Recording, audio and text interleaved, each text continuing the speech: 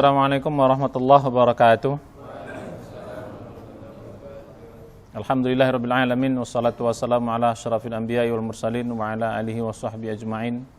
Asyhadu la ilaha illallah wahdahu la syarikalah, asyhadu anna Muhammadan abduhu wa rasuluhu la nabiyya ba'dah. Mari kita awali pengajian kita ini dengan baca basmalah. Bismillahirrahmanirrahim. Puji syukur kita panjatkan kepada Allah Subhanahu wa taala yang masih terus memberikan nikmat tak terhingga kepada kita, masih memberikan umur yang panjang, kesehatan dan juga kesempatan kepada kita bisa menikmati seluruh fasilitas dan nikmat kehidupan, dan juga yang lebih khusus lagi nikmat iman, nikmat Islam, nikmat yang paling berharga yang Allah anugerahkan kepada kita. Mudah-mudahan nikmat iman Islam ini terus Allah sampaikan kepada kita hingga akhir hayat kita. Mudah-mudahan saat kita nanti dipanggil, kita dipanggil dalam husnul khatimah. Amin ya rabbal alamin. Salawat teriring salam marilah kita sampaikan kepada junjungan kita semua Nabi besar Muhammad sallallahu alaihi wasallam, dan juga kepada keluarganya, para sahabatnya, serta umat yang setia mengikuti jejak langkah beliau hingga hari kiamat. Dan kita semua istiqomah mengikuti sunnah beliau semaksimal yang kita bisa. Mudah di hari akhirat kita bisa bertemu beliau, diberi kesempatan Allah mendapat syafaat dari beliau sehingga kita bisa masuk dalam surganya Allah. Amin ya rabbal alamin. Ya, hari ini ya kita masuk dalam kaji yang baru, ya, menambah kaji-kaji yang sebelumnya. Pada pertemuan kali ini episode kita, kajian kita berkaitan dengan sholat, ya, berkaitan dengan sholat, pelajaran sholat. Judul besarnya itu, biar ini menjadi semangat juga bagi kita, perbaiki sholatmu, maka pasti Allah memperbaiki hidupmu di dunia dan di akhirat. Jadi judulnya, perbaiki sholatmu, maka pasti Allah akan memperbaiki hidupmu di dunia dan di akhirat. Ini judulnya. Jadi dari judul ini kita bisa mengambil kesimpulan bahwa kalau kita ingin hidup kita baik di dunia maupun di akhirat, ya, baik nanti kita bahas apa yang dimaksud dengan baik, maka kita harus memperbaiki sholat kita. Ya, kalau kita merasa selama ini hidup kita mungkin kurang beruntung, kurang bagus, kurang sukses, banyak gagalnya, banyak stresnya, ya, banyak menderitanya, ya, kita mulai introspeksi diri, jangan-jangan ada yang salah. Nah, salah satu yang paling utama untuk bisa memperbaiki hidup kita di dunia ini, apalagi nanti di akhirat, itu adalah sholat. Karena sholat ini adalah ibadah yang paling utama di dalam agama kita. Ya, setelah iman, maka sholat adalah ibadah yang paling utama. Maka banyak sekali ayat-ayat maupun hadis yang menjelaskan hal yang demikian. Ya, banyak sekali ayat-ayat dan hadis, nanti kita akan bahas, yang menjelaskan hal yang demikian. Betapa hebatnya sholat, betapa pentingnya sholat bagi kita orang beriman. Bahkan sholat itu nanti menjadi simbol orang beriman. Ya, simbol orang beriman. Perbedaan orang beriman dengan orang kafir itu dilihat dari sholatnya. Dalam hadis dikatakan al-farqu bainal mu'min wal kafir tarkus sholah. Ya, perbedaan antara orang yang beriman dengan orang kafir itu ada dalam hal meninggalkan sholat. Nah, jadi balik kita ke dalam kajian kita. Jadi mari kita perbaiki sholat kita. InsyaAllah ini janji Allah akan memperbaiki hidup kita, baik nanti di dunia maupun di akhirat. Dan ini sangat bermanfaat. Jadi banyak orang sering menganggap sholat itu seolah-olah hanya ibadah ritual semata. Hanya ibadah ritual semata. Sekedar rutinitas ibadah. Jadi akhirnya banyak orang mengerjakan karena rutinitas, ritual, ya biasa-biasa aja dikerjakan. asal-asalan, kadang malas-malasan, bahkan kadang-kadang sesempatnya. Ya, waktu-waktu sisa, ya, waktu-waktu sempat, sehingga sholat terlambat, udah terlambat dikerjakan dengan asal-asalan, dengan kecepatan 100 km per jam, begitu cepatnya, begitu. Pantas saja orang-orang seperti ini ya tidak merasakan manfaat sholat. Jadi pada kesempatan ini kita akan bahas seperti apa sebenarnya hebatnya sholat itu. Supaya itu kita tambah semangat. Hebatnya sholat itu seperti apa? Ya, kita akan kaji. Supaya ada terjadi perubahan dalam diri kita. Terutama bagi yang menyaksikan ini, alhamdulillah bisa menyaksikan dari awal. Ya, supaya kita terjadi perubahan paradigma kita tentang sholat. Betapa sebenarnya sholat itu begitu hebatnya. Begitu banyak manfaatnya. Bukan hanya urusan akhirat, ya, bukan hanya urusan akhirat. Di dunia ini pun banyak sekali manfaat-manfaat sholat itu. Karena sholat ini bagaikan, bahasa kitanya, bagaikan pendidikan Allah kepada hambanya. Ya, jalinan hubungan antara Allah dan hambanya. Jadi kalau sholat kita bagus, insya Allah hubungan kita dengan Allah pun akan bagus, akan baik. Kalau hubungan kita dengan Allah baik, ya, Allah akan sayang sama kita, Allah ridho sama kita, otomatis Allah akan banyak bantu kita dalam kehidupan kita. Allah akan mudahkan urusan-urusan kita. Allah bahagiakan hati kita, Allah tenangkan pikiran kita.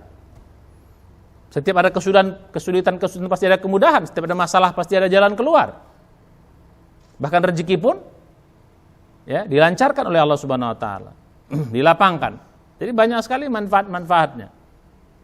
Cuman karena sering fakta yang terjadi di lapangan, banyak orang yang rajin sholat tapi tidak merasakan manfaatnya, akhir ini menjadi contoh bagi orang-orang yang malas sholat, atau menjadi dalil bagi orang-orang yang malas sholat.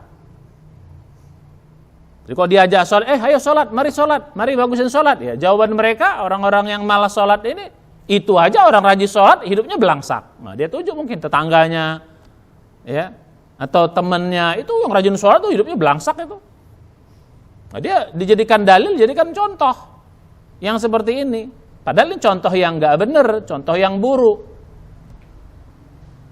Malah dia balas contoh yang lain, itu di sana yang nggak sholat tapi hidupnya benghar, kaya, hidupnya sukses, ya kelihatan seperti orang yang bahagia, padahal dia nggak sholat. Ya akhirnya ini juga menjadi dalil bagi orang-orang yang malas sholat.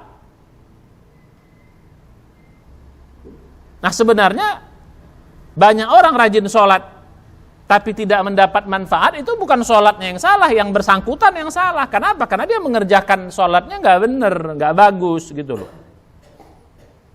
Yang akhirnya menjadi contoh yang buruk bagi orang lain. Coba kalau dia lakukan dengan benar, ya, lakukan dengan bagus, pasti dia akan rasakan manfaatnya. Dan ini sudah dibuktikan oleh, ya, disampaikan oleh Nabi, dibuktikan oleh Nabi dengan para sahabat, orang-orang soleh terdahulu, sampai orang soleh yang sekarang, bahkan sampai hari kiamat. Karena janji Allah itu benar. Innallaha la yukhliful mi'ad. Allah tidak pernah ingkar janji. Kalau Allah berjanji bahwa kau perbaiki sholatmu, aku akan perbaiki hidupmu, itu janji Allah Subhanahu wa taala. Janji Allah Subhanahu wa taala.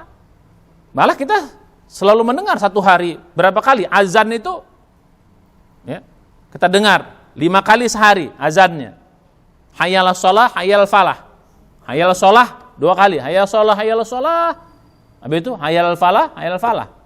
2 kali 5, 10 kali kita dengar. Tambah nanti qomatnya kalau kita dengar qomat.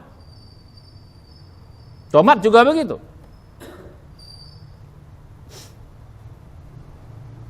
Nah jadi lebih dari 10 kali kita dengar kalimat ini. Apa arti hayyal shalah? Hayyal shalah, hayyal falah ini kan panggilan dari mulut muazin, tapi pada intinya adalah panggilan Allah Subhanahu wa taala. Ini bagian dari janji Allah. Hayyalas shalah, mari kerjakan sholat. Kata Allah, mari kerjakan sholat. Hayyalal falah, mari raih kemenangan, mari raih kesuksesan, mari raih kebahagiaan. Al falah itu kemenangan, kesuksesan, kebahagiaan, keselamatan. dunia dan akhirat. Ini bagian dari janji Allah Subhanahu wa taala. Yang Allah kumandangkan setiap hari 5 kali. 10 kali lah bersama isinya hayyalah shalah, hayyal shalah, hayyal falah, hayyal falah. Ini janji Allah Subhanahu wa taala. Nah, kalau ada orang yang rajin sholat tapi tidak dapat falah, tidak dapat kebahagiaan, kesuksesan, kemenangan, keselamatan dalam hidupnya, itu bukan sholatnya yang salah yang bersangkutan. Tidak mengerjakannya dengan baik.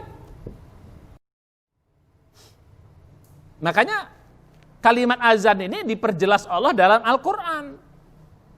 Surat 23 Al-Mu'minun ayat 1 dan 2. Silakan surah Al-Mu'minun kita buka.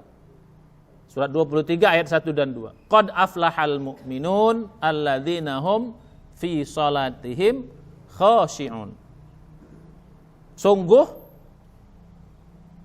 beruntunglah, ini aflaha ini sama dengan falah. Satu akar kata dia nih. Al-falah itu ya. Hayalah sholah dalam hayal falah itu penjelasan di sini. Sungguh beruntunglah, menanglah, sukseslah, bahagialah, sama-sama menggunakan kata-kata al-falah. Orang yang beriman. Siapa orang yang beruntung, yang sukses, yang menang dalam azan yang diungkapkan 10 kali itu sehari semalam? Itu adalah siapa? Alladzina hum fi sholatihim khashi'un. Orang-orang yang sholatnya benar. Orang-orang yang sholatnya khusyuk. Khusyuk ini dalam pembahasan kita ini adalah sholat yang baik dan benar. Itulah sholat khusyuk. Apa itu sholat khusyuk? Sholat khusyuk itu adalah sholat yang baik dan benar. Nah, ini jaminan Allah Subhanahu wa taala. Itu jaminan Allah Subhanahu wa taala. Berarti kalau ada orang yang hidupnya enggak sukses, enggak beruntung, enggak menang, berarti sholatnya belum benar berdasarkan ayat ini. Hadis juga mengatakan begitu. Ya. Nabi juga mengatakan begitu. Nanti yang di hari kiamat yang pertama kali dihisab itu adalah salat. Awwalu ma yuhasabu bihil abdu yaumal qiyamah as-shalah. Idza saluhat saluha sairu amalihi wa idza fasadat fasada sairu amalihi. Di hari kiamat nanti yang paling pertama dihisab itu adalah sholat. Kalau sholatnya benar, benar semua amalnya. Kalau sholatnya rusak, rusak semua amalnya. Di dalam kehidupan kita gitu juga. Kalau orang itu sholatnya bagus, maka bagus kehidupannya. Tapi kalau idza fasadat, apabila sholatnya rusak dalam kehidupan ini, fasada sairu amalihi, maka rusak juga amal-amal yang lain. Hidupnya pun akan rusak. Buruk juga hidupnya. Nah, jadi pada kesempatan kali ini, ya ini pertemuan pertama, mudah-mudahan ini berlanjut. Ini bisa sampai 20 kali pertemuan. Ya 20 episode insyaallah. Ya kita bahas detail. Biar menjadi bahan pelajaran bagi kita, bisa kita amalkan dan juga nanti bisa kita ajarkan kepada generasi-generasi berikutnya, kepada anak kita, kepada cucu kita, kepada saudara kita. Kalau nanti yang menjadi ustadz, ya santri-santri yang jadi ustadz yang ajarkan kepada murid-muridnya, jamaah-jamaahnya. Jadi begitu. Maka kita masuk dalam pelajaran ini, mari kita perbaiki sholat kita, insya Allah Allah akan perbaiki hidup kita. Tapi tentu saja ini enggak langsung otomatis gitu, langsung bagus, langsung enggak. Ini butuh proses. Allah kan ngelihat dulu, Allah uji dulu, begitu loh. Kalau istilah saya, ini ibarat pohon, nggak langsung kita tanam, langsung berbuah. Nggak ada pohon yang tanam langsung berbuah. Buah itulah manfaat. Jadi kalau kita tanam sholat yang baik, nggak langsung berbuah pohon sholat ini. Pohon itu buah berapa lama? Bisa setahun, bisa 2 tahun. Ya, kalau pohonnya besar, ya mungkin 3 tahun, 4 tahun. Jadi butuh proses. Dan juga Allah menguji kita, sholat kita ini, ya jangan lihat keistiqomahan pun Allah lihat juga gitu. Jangan benernya sekali 2 kali, lagi susah, baru bener sholatnya, baru bagus sholatnya. Kalau lagi senang, sholatnya gak bagus. Nah kebanyakan kita kan gitu, kalau senang, Sholatnya asal-asalan. Kalau lagi susah, banyak masalah, ya, beban berat, pusing, stres, baru sholatnya rajin. Dia bagusin sholatnya. Tapi kalau udah mulai lapang, rezeki lancar, hidup happy-happy aja, ya sholatnya pun dia balik lagi, asal-asalan lagi. Allah uji dulu kita. Sampai kelihatan betul, susah sholat kita bagus, senang pun sholat kita bagus. Nah, begitu. Kalau sudah teruji bagus, baru nanti kelihatan manfaat-manfaatnya dalam kehidupan kita. Nah, inilah kajian kita pada kesempatan kali ini. Ya, perbaiki sholat kita, pasti Allah akan memperbaiki hidup kita. Bukan hanya di dunia ini, bahkan juga nanti sampai di akhirat. Insya Allah. Nah, menjadi pertanyaan pertama. Ya, apa pertanyaan pertama? Ya, apa tujuan kita belajar materi ini? Apa tujuannya kita belajar materi ini? Ya, setidak-tidaknya ada 5 tujuan kita belajar materi ini. Ya, bagi yang menyaksikan acara ini, ya, jadi ada 5 minimal tujuan kita belajar materi ini. Yang pertama, tujuannya agar kita faham, mengerti. Ya, faham dan mengerti manfaat dari sholat yang begitu hebat. Paham kita manfaatnya. Paham kita kehebatan sholat itu. Biar kita jadi semangat gitu loh nantinya. Ya, kalau kita faham betapa hebatnya sholat itu, betapa besarnya manfaat sholat itu, bukan hanya akhirat, ya di dunia ini kita bahas. Ya, kita akan ungkap tuh nanti kehebatan-kehebatan, manfaat-manfaat sholat dalam kehidupan kita. Baik nanti janji Allah dalam Al-Quran, maupun janji Allah dalam hadis-hadis Nabi yang disampaikan oleh Nabi. Walaupun nanti dalam penelitian-penelitian ilmiah, dan sudah terbukti penelitian-penelitian ilmiah betapa hebatnya sholat itu. Ya, jadi itu yang pertama. Ya, kita faham manfaat dan hebatnya sholat itu. Yang kedua, kalau kita sudah paham, otomatis efeknya apa? Kalau kita sudah paham, kita akan semangat. Ya, kita akan semangat. Yang kedua, sehingga kita nanti dengan belajar kita semangat untuk memperbaiki sholat kita. Semangat mengerjakan sholatnya, semangat juga memperbaiki supaya bagus sholat itu. Karena kita tidak akan dapat manfaat dari sholat kalau sholatnya nggak bagus. Kalau sholatnya nggak benar, kalau sholatnya nggak baik. Jadi gitu. Jadi kedua, kita akan semangat mengerjakan sholat, bukan hanya sekedar mengerjakan sholat, tapi semangat mengerjakan sholat dengan baik. Harapannya, semangat kita mengerjakannya akhirnya bergairah. Begitu bergairah, lama-lama kita makin nikmat sholatnya. Karena kalau udah sholatnya makin bagus, akan terasa nikmat nanti. Kalau sudah nikmat, lama-lama kita terasa manfaat yang banyak. Akhirnya jadi butuh. Udah rasa terus betapa banyaknya manfaatnya, lama-lama muncul rasa cinta kepada sholat.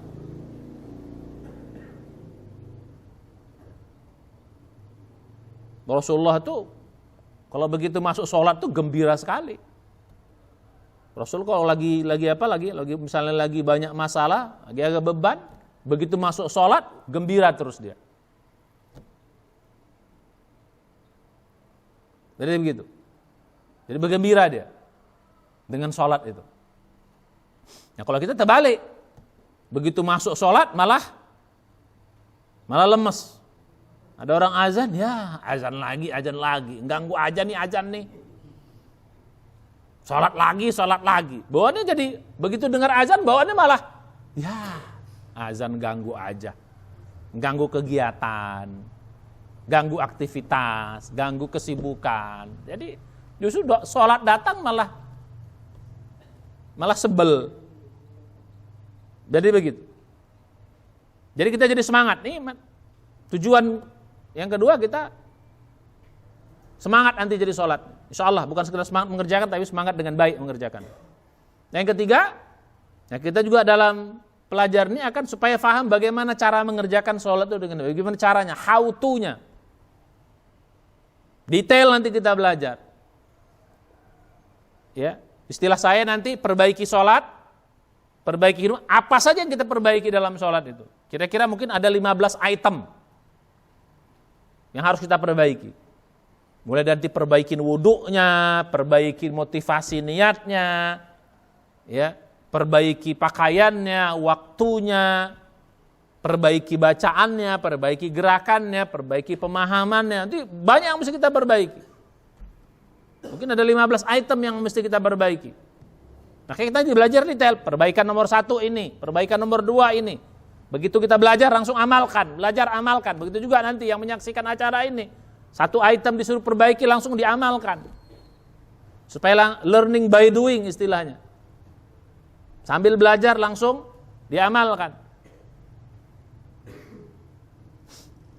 Itu yang ketiga, bagaimana cara kita melaksanakan sholat dengan baik dan benar. Semakin baik, semakin bagus. Semakin baik, semakin banyak manfaatnya. Jadi begitu. Nah yang ketiga, yang keempat, kita juga belajar tentang apa saja hal-hal yang bisa mendukung sholat itu menjadi baik, apa aja hal-hal yang menghambat. Hambatan-hambatannya. Sehingga kita tahu, oh ini mendukung supaya sholatnya makin baik, kita kerjakan, kita tambah. Oh ini bisa menghambat, sholat itu menjadi tidak khusyuk, sholat itu menjadi kurang khusyuk. Ada hal-hal yang bisa membuat sholat itu menjadi tidak khusyuk atau kurang khusyuk. Seperti nanti persiapan-persiapan, termasuk kesibukan-kesibukan yang sering mengganggu. Nah itu bisa mengganggu sholat kita. Ya, contohnya misalnya nanti kok lagi kita mau sholat ya, yang lagi bikin kesibukan ya pending dulu kesibukan, lagi masak matikan kompor, nah, itu misalnya menghambat, contohnya begitu. Ya lagi nonton TV matikan TV-nya, HP juga dimatikan, itu bagian dari hal-hal yang nanti menghambat. Nggak mungkin sholat kita khusyuk, sholat kita bagus kalau pikiran kita masih ingat kompor ibu-ibu yang masih nyala. Nggak mungkin sholat kita khusyuk bagus kalau TV nyala, kita lagi sholat. Nanti pikirannya pasti akan dengar TV atau suara HP yang bunyi. Kan kadang banyak orang sholat di masjid bawa HP. Coba HP-nya bunyi, kan masih ganggu. Dalam sholat ganggu juga. Dimatikan salah, dibiarkan salah. Dimatikan HP-nya, berapa lagi buka HP-nya, lagi nengok-nengok ya kan, berapa gerakan itu. Kalau nggak dimatikan hidup terus. Nah, ini hal-hal yang mengganggu seperti ini. Ya, lagi sholat bawa HP kan bingung kita. Padahal kalau kita lihat pemain-pemain bola itu nggak pernah ada main bola dia bawa HP. Petinju-petinju itu kalau tanding nggak pernah bawa HP. Betul. Pemain bulu tangkis itu kalau lagi main nggak pernah bawa HP. Mana lebih hebat? Sholat atau petinju? Sholat atau main bola? Mana lebih hebat? Mana lebih hebat? Mana lebih penting? Sholat. Tapi orang petinju, orang main bola, orang main bulu tangkis nggak bawa HP. Ini orang sholat yang lebih hebat, bawa HP. Bunyi pula habis itu. Bunyinya lagu pula. Oh my love, kata gitu kan. Kawat kita. Tapi ada berita tuh yang di apa? Di Masjidil Haram dulu sampai imamnya nangis gara-gara mendengar itu. Di rumahku aku tak pernah mendengar musik katanya. Imam-imam itu dia menjaga betul tidak mendengar musik karena mengganggu. Di Masjidil Haram aku dengar ini katanya. Nangis dia. Ya gara-gara apa? Makmumnya bawa HP, bunyi kenceng. Di belakang dia pula persis mungkin kan. Nah bayangkan setingkat iman seperti mereka aja terganggu sholatnya, apalagi kita gitu loh. Nah jadi apa hal-hal yang mengganggu sholat, yang bisa merusak sholat, yang menghambat sholat menjadi bagus, nah itu kita belajar. Termasuk juga apa hal-hal yang mendukung. Nah kita belajar juga nanti. Hal-hal yang mendukung sholat menjadi khusyuk. Nah ini sholat yang menjadi bagus. Nah ini itu kita belajar nanti di sini. Supaya yang mendukungnya kita perbanyak, ya terus ininya kita kurangi, jadi gitu. Itu yang keempat. Nah, yang kelima, nah kita juga nanti belajar juga nanti. Yang kelima kita juga belajar ya, nanti bagaimana cara mengamalkannya dalam kehidupan, termasuk mengajarkannya kepada anak-anak kita. Ya, mengajarkan kepada anak kita. Banyak kadang-kadang kita nyuruh anak aja sholat tapi nggak tahu cara ngajar bagaimana sholat yang bagus. Kita suruh anak, kau sholat nak, suruh doang. Tapi kita nggak ngajari dengan baik. Nggak ngajari dengan baik. Hanya sekedar sholat. Nggak bimbingnya. Nyuruh doang pandainya. Bahkan kadang-kadang udah nyuruh, bapaknya nyuruh sholat, anaknya, bapaknya pula nggak sholat. Nak, ke masjid kau nak katanya. Papa kenapa nggak sholat? Wah kau aja lah, masih kecil tuh bagus tuh ke masjid tuh. Anaknya suruh sholat, dia nggak sholat. Ini pendidikan nggak benar begini. Karena salah satu nanti cara mendidik itu dengan contoh. Sama seperti nyuruh anak jangan merokok, bapaknya merokok. Jangan ngerokok kok nak, bapaknya ngerokok. Maaf ya, jangan ada yang tersinggung ya. Ya nggak bisa lah. Ya tambah merokok, nah bapaknya merokok. Kok kan masih kecil, apa bedanya orang kecil orang gede? Nah kira-kira gitu. Pendidikan itu sangat berkaitan dengan contoh. Nah, bagaimana cara mengamalkan sholat dalam kehidupan? Ternyata sholat ini juga nanti mesti kita amalkan dalam kehidupan. Karena sholat ini bagi nanti kita belajar, karena sholat ini pendidikan. Sholat itu adalah pendidikan. Pendidikan Allah kepada hambanya. Nah, supaya terasa manfaatnya, ilmu pendidikan ini mesti diamalkan dalam kehidupan. Sholat juga begitu, diamalkan dalam kehidupan. Bagaimana cara mengamalkan dalam kehidupan? Begitu. Baru nanti kita terasa banyak manfaatnya. Nah, sekarang bagaimana cara mengamalkannya, itu kita belajar juga nanti dalam kesempatan ini. Bagaimana cara mengajarkannya, mengamalkannya, dan mengajarkannya. Ya, mengajarkan kepada jamaah nanti ya, bagi yang santri-santri sini insya Allah mudah-mudahan jadi ustadz, jadi pembimbing, mengajarkan kepada jamaahnya, kepada murid-muridnya, kepada santri-santrinya. Yang hadir di sini bisa mengajarkan kepada anak-anaknya. Nah, kita belajar nanti. Nah, inilah kira-kira tujuan kita belajar materi ini. Ini 5 tujuannya insya Allah berserta pernak-pernik yang lain lah. Ya mudah-mudahan dengan kita belajar ini maka sholat kita semakin lebih baik. Ya, insya Allah yang belajar ini sholatnya akan semakin lebih baik. Pelan-pelan lihat nanti. Bukan saya yang berjanji, yang berjanji Allah Subhanahu wa taala. Lihat nanti pelan-pelan. Banyak kebaikan-kebaikan dalam kehidupan yang akan kita rasakan. Tapi tentu saja enggak instan. Beda dengan cabai sekali makan langsung pedas, ini beda. Dia butuh proses. Ya, proses penghunjaman sholat itu dalam jiwa kita. Proses juga nanti dia memancar dalam kehidupan kita. Ibarat saya katakan tadi pohon, ya akarnya dulu menghunjam ke bumi, asluha thabitun, ya, wa far'uha fis sama, baru nanti batangnya menjulang ke langit. Itu lihat nanti dalam surat ke-14, ya surat Ibrahim ayat 24, ayat 25, pohon yang baik itu begitu. Ya, kalimatan thayyibatan, ya, kasajaratin thayyibatin, seperti tanaman yang baik, tumbuhan yang baik, pohon yang baik. Apa pohon yang baik itu? Asruha thabitun wa far'uha fis sama tu'ti ukulaha kulla hinin bi'izni rabbiha. Pohon yang baik itu adalah pohon yang akarnya menghunjam ke bumi, dalam ke bumi menghunjam dasarnya, baru wa far'uha fis sama. Ya, batangnya itu menjulang ke langit. Baru tu'ti ukulaha kulli hinin, baru dia bisa memberikan manfaat buahnya setiap musimnya dengan izin Tuhannya. Jadi gitu. Nah, jadi mudah-mudahan inilah tujuan kita belajar materi ini. Insyaallah mudah-mudahan kita akan semakin pelan-pelan. Langsung amalkan, langsung pelajari. Begitu belajar amalkan, begitu belajar amalkan. Ini learning by doing. Jangan belajar doang nggak diamalkan. Ya nggak banyak manfaatnya. Ya, jadi gitu. Mudah-mudahan insyaallah dengan kita belajar ini, sholat kita akan semakin lebih baik. Apabila sholat kita semakin lebih baik, pelan-pelan hidup kita akan semakin lebih baik. Mudah-mudahan kalau hidup kita semakin lebih baik, Ya, kita semakin semangat dalam kehidupan, optimis selalu kita dalam kehidupan, bahagia, sukses nanti. Dan mudah-mudahan ujung hidup kita pun insya Allah husnul khatimah. Orang yang sholatnya bagus, insya Allah hidupnya bagus. Hidupnya bagus, insya Allah matinya bagus. Husnul khatimah. Matinya pun bagus.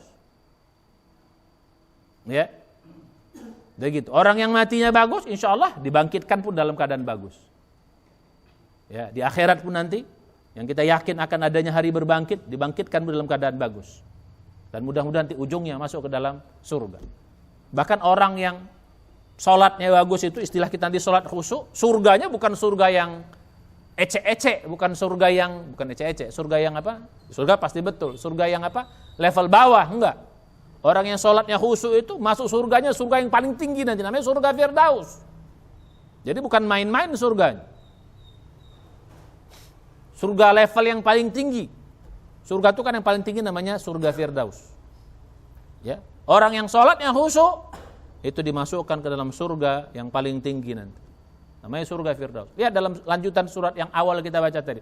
Surat 23 Al-Mu'minun tadi 1 dan 2 berkaitan dengan sholat yang khusyuk. Dan ujung ayat itu, ayat 11, 10, 11.